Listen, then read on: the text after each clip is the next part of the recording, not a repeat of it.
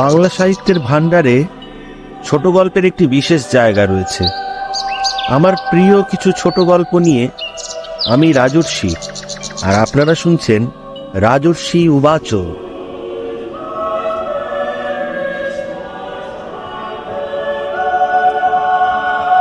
আজকে শোনাবো বিভূতিভূষণ বন্দ্যোপাধ্যায়ের গল্প অনুশোচনা।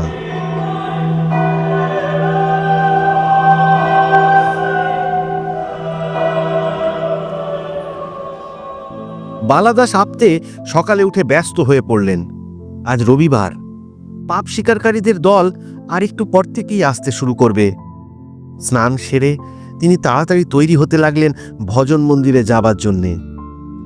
বালাদাস আপতে কোঙ্কণ প্রদেশের টুসুঘাট ও পাঞ্জিম অঞ্চলের একজন নাম করা লোক। গোয়া থেকে যাতায়াতের বড় সড়কের উপর সেন্ট জেভিয়ারের যে ক্ষুদ্র গ্রাম্য মন্দির অবস্থিত, বালাদাস সেখানকার সহকারী পুরোহিত। সাধারণ উপাসনা করেন না বড় একটা। রবিবার সকালে পাপ স্বীকার গ্রহণ করেন ও বিধি অনুসারে দণ্ড দেন। বালাদাসের পবিত্রতার জন্যে সকলে তাকে খুব মানে, ভয়ও করে।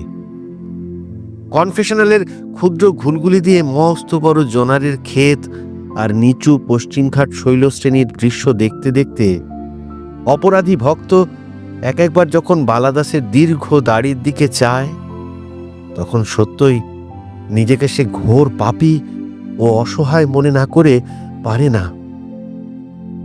বালাদাস জর্ডনের পবিত্র জলের আধার থেকে নিজে একটু জল মাথায় দিয়ে ক্যাম্বিসের চটের মতো লম্বা গাউন পরে সেন্ট জেভিয়ারের ধর্মমন্দিরের ঘুলঘুলি জানলায় গিয়ে বসেন টুলের ওপর।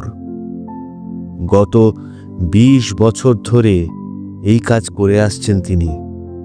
তার আগে গোয়ার একজন মিশন ব্যবসায়ী নকল নবিশ ছিলেন। খুব সকালে প্রথমেই এসেছে একজন চাষি লোক। বালাদাস তার বাঁধা কাজ কলের মতো করে যান। চাষি লোকের মাথায় জর্ডনের জল ছিটিয়ে দিয়ে তাঁর নিজের সম্প্রদায়ের অনুমোদিত ল্যাটিন মন্ত্র ভুল উচ্চারণে আবৃত্তি করে চলেন। আউট নন কমিটস সান কমিটস ও ডেলা জেসু, নন কমিটস সান কমিটস ও উইমিড ত্রিসমারি হিপোক্রেটিয়ে নিহিল সালভিটর আউট। তারপর গ্রাম্য কৃষককে জিজ্ঞেস করেন গম্ভীর স্বরে, কি দোষ বলিয়া যাও। পারত্রিকের সভায় ভগবান সিংহাসনে আসীন, দেবদূতগণ ভেঁপু বাজাইয়া শেষ বিচারের দিন তোমার কৃত সমুদয় পাপ রাশি সকলের কাছে প্রচার করিতেছে। তুমি কি কিছু লুকাইয়া রাখিতে চাও?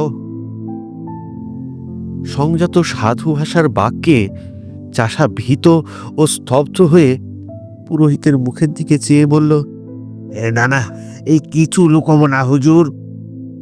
এই এই গেল সোমবার সন্ধ্যেতে এই সলোমন বালকৃষ্ণ যে কুমড়োর ক্ষেত করেছে পাশেই, এই সেইখান থেকে দুটো কুমড়ো জালি না হইলে নিয়ে। বালাদাস ধমক দিয়ে বললেন, বলো চুরিরূপ মহাপাপ। আগে আগে আগে ওই চুরিরূপ মহাপাপ করেছে। মঙ্গলবার কিছু নেই, বুধবার। মঙ্গলবার কিছু নেই? ভেবে দেখো, প্রত্যেক অস্বীকৃত পাপের জন্যে সেন্ট জেভিয়ারের পবিত্র বেদিতে 5 আনা। মেরি মাতার দোহাই হুজুর, মঙ্গলবার আর কিচ্ছু নেই। আচ্ছা আচ্ছা আচ্ছা, বলে যাও বুধবার।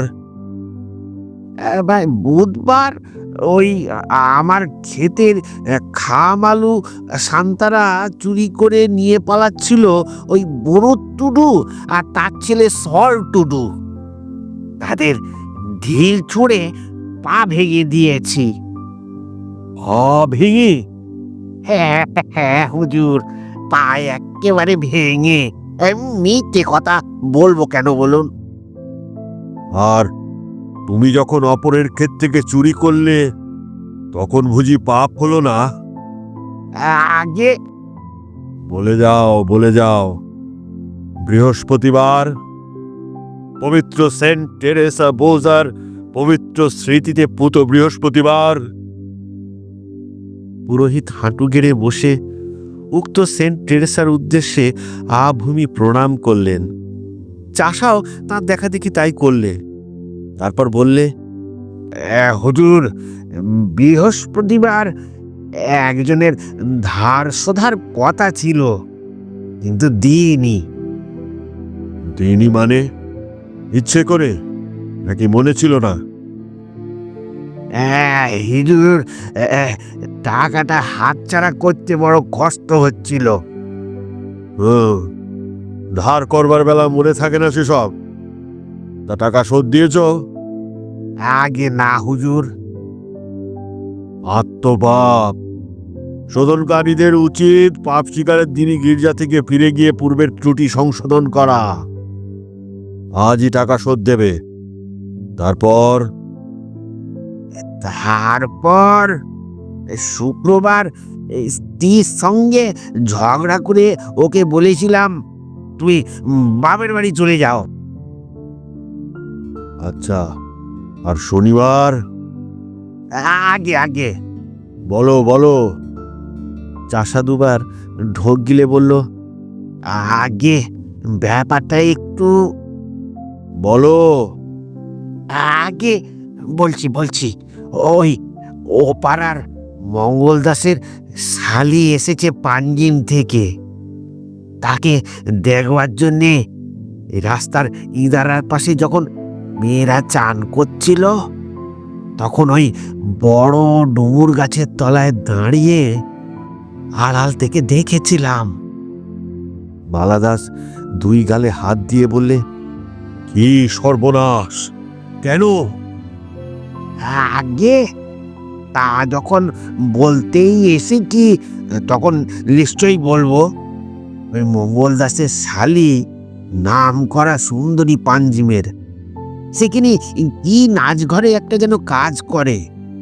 অমন গাইতে নাচতে কেউ জানে না এই দেশে। এই গরবা নাচ খুব ভালো নাচে, খুব ভালো নাচ।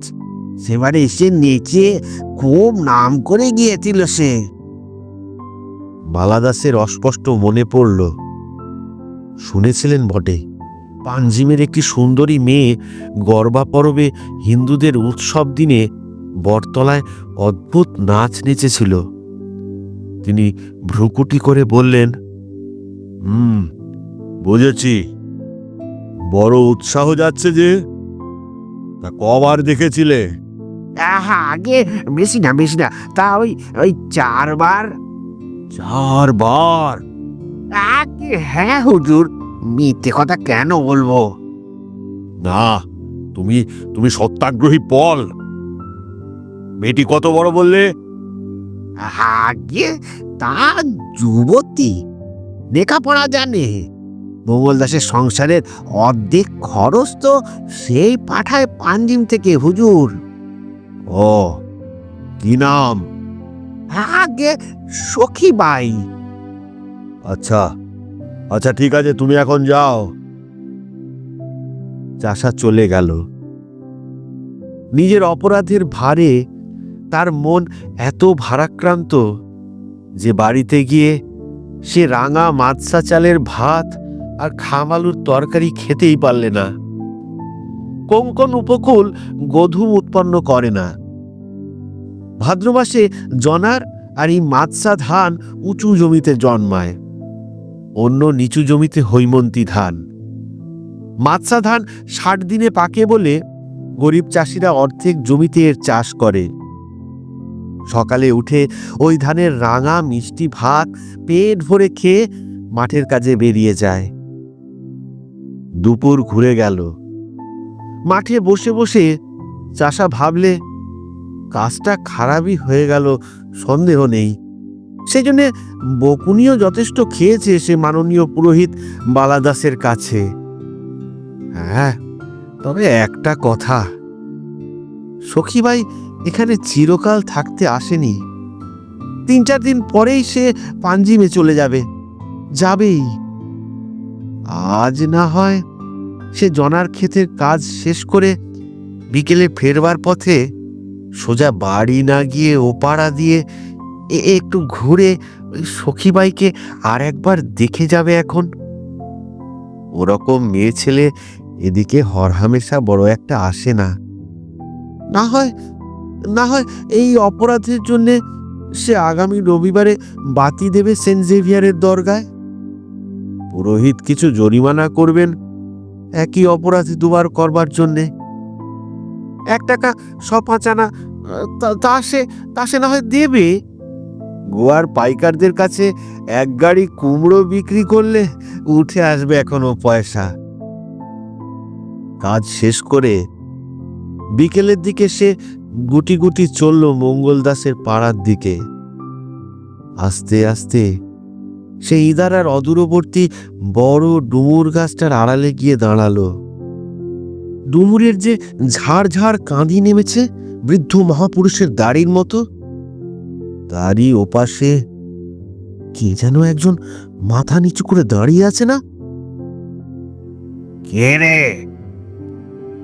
চাষা গুঁড়ির এদিক থেকে ওদিকে ঘুরে গিয়ে দেখলে ক্যাম্বিসের চটের গাউন পরে, লম্বা চুল দাড়ি কাঠের চিরুনি দিয়ে আঁচড়ে ডুমুর ঝাড়ের তলায় চোরের মতো দাঁড়িয়ে আছেন স্বয়ং বালাদাস পুরকোয়া সাপ্তে।